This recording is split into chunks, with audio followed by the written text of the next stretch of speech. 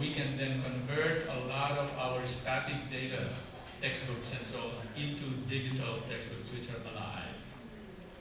Meaning the concepts of physics, mathematics, chemistry can be illustrated in a dynamic way, and that to us is way more exciting than our kids just reading boring stuff. So it's like you're having a teacher right next to you as you read, or as you read it on the display, the reading material.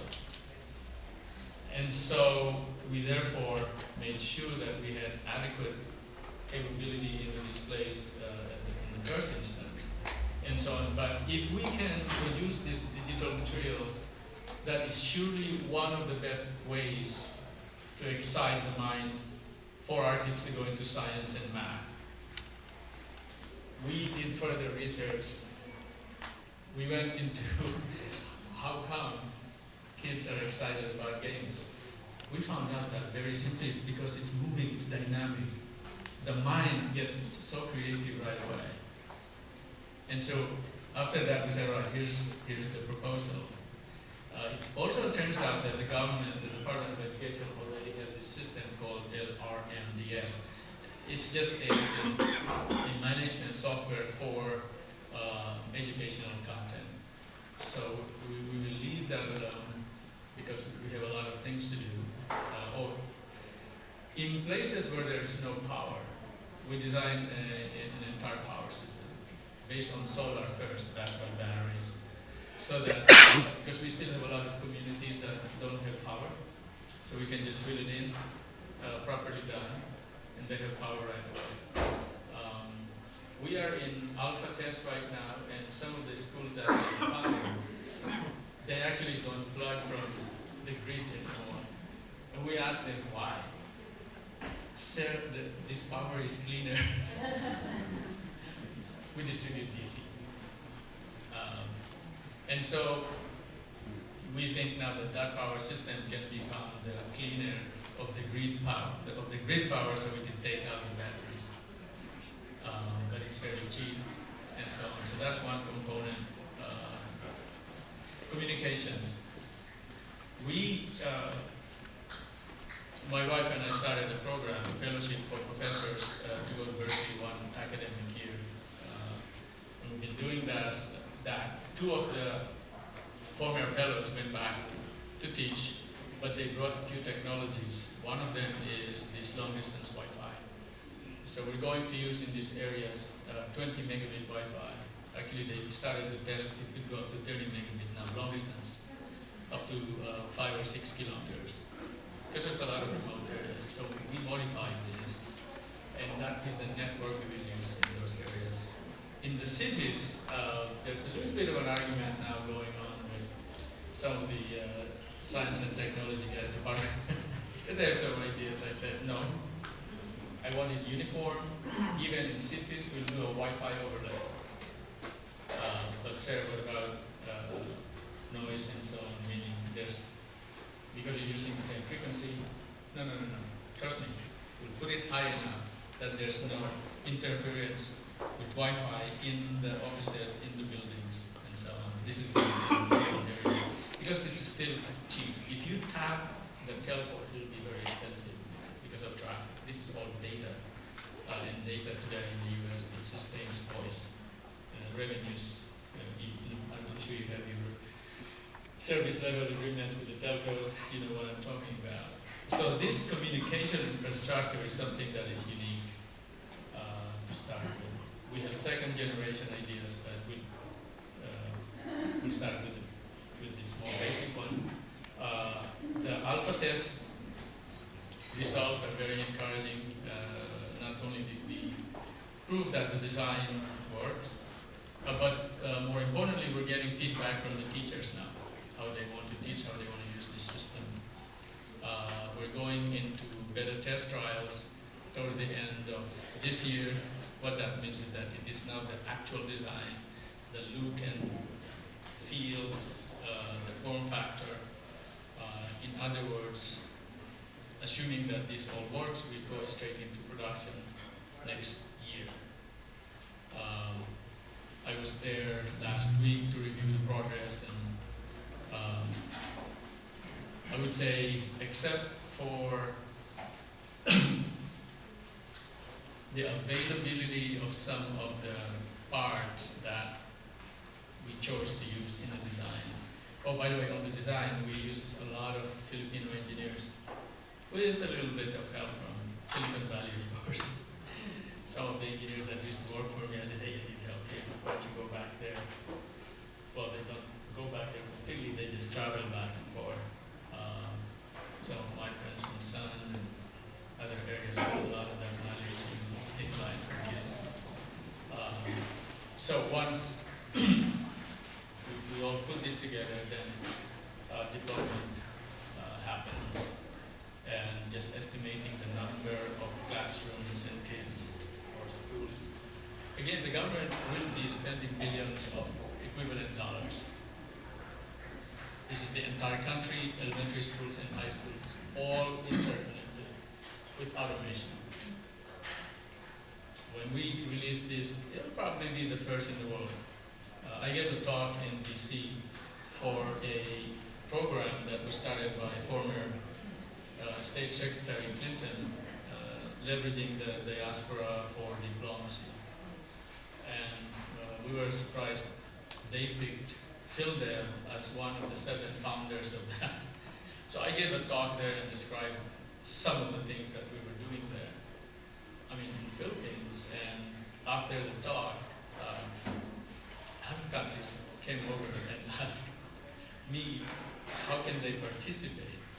I just kept saying, no, because you're not Philippines. How can we invest? No, we're not looking for investments.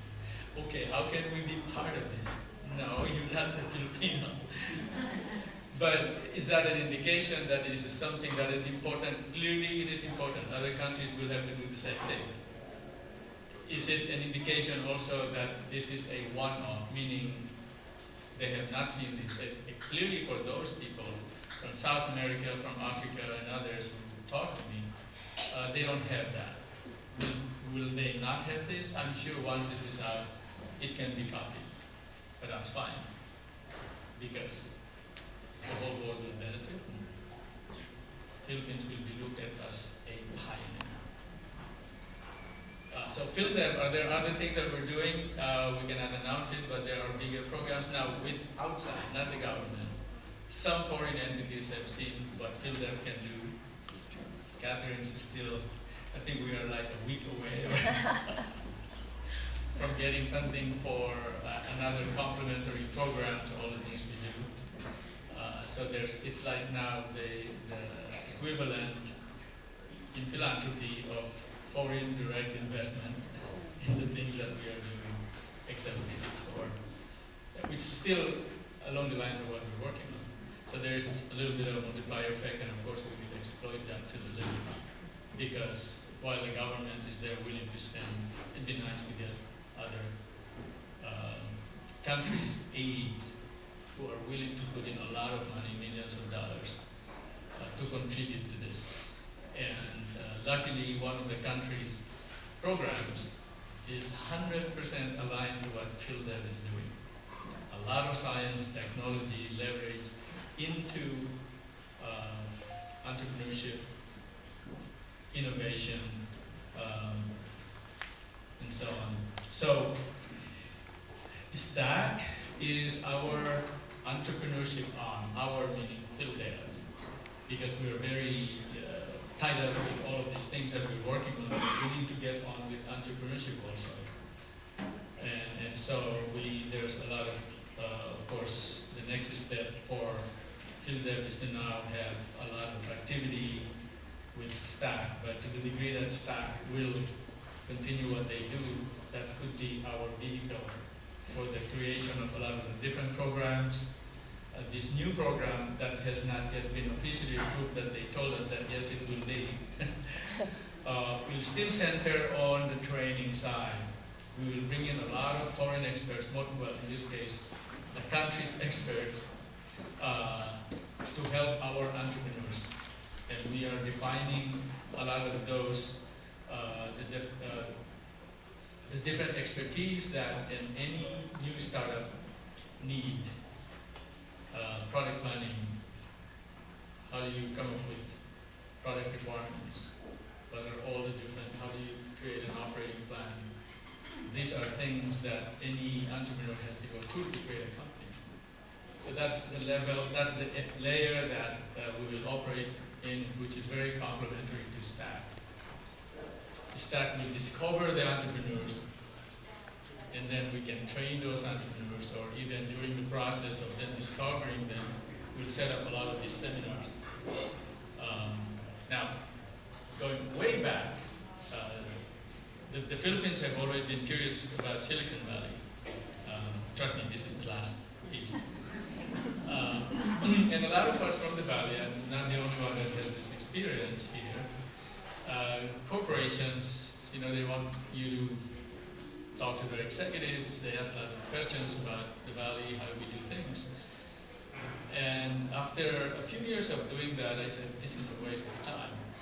Why don't I propose this? So I proposed to multiple large corporations the idea that why don't you provide some tuition fee money? You co-invest with me in Silicon Valley. I will put you guys on the board. You will learn intimately how we convert technology ideas into real products. You will interact to the ability of, to your time, your ability to interact with the company. Feel free. I will make sure that you're there. So we did this with some of the large corporations, not that they needed more money, but the intention was for them to begin to think that there is something about technology that they need to learn, technology investments, sorry, that they really need to learn in real time. I mean, you can talk all day about, you can see that when you give them an idea, it's like, okay, they're processing it, but it does not compute. So they did this, and at the time I introduced them, I have to admit, I was sweating this thing for a while because I thought, if this fails, they will never touch technology again. But we got lucky, and at the time of liquidity, when we finally have the ability to sell ownership and so on, and it was distributed to them, it was a total of about $12 billion worth of return from their investments. So, is that enough incentive for them to keep on doing it? Absolutely. And I've seen them even in the Philippines on their own now. Some of them have their own VC firms now, which is good.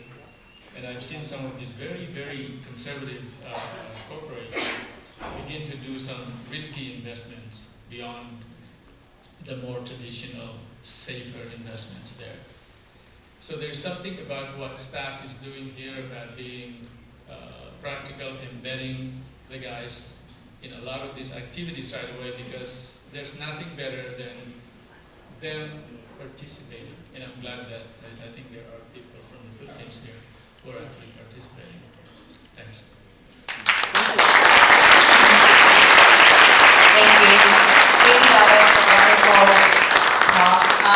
Once again, I apologize for us running late. We'll take a 10-minute break, but before we do that, we'd like to introduce an esteemed guest who's here today, the former Trade Undersecretary of the Philippines, Mr.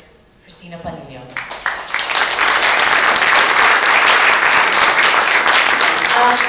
For the format, we are going to take a 10-minute break. We'll have one panel, Global Competitiveness, and then we'll go to lunch, and then Global Local, because I know many of you are hungry. So that will be the format, 10-minute break, panel, and then lunch, and then we'll continue. So once again, I apologize for the switch in the timing of the program. Thank you.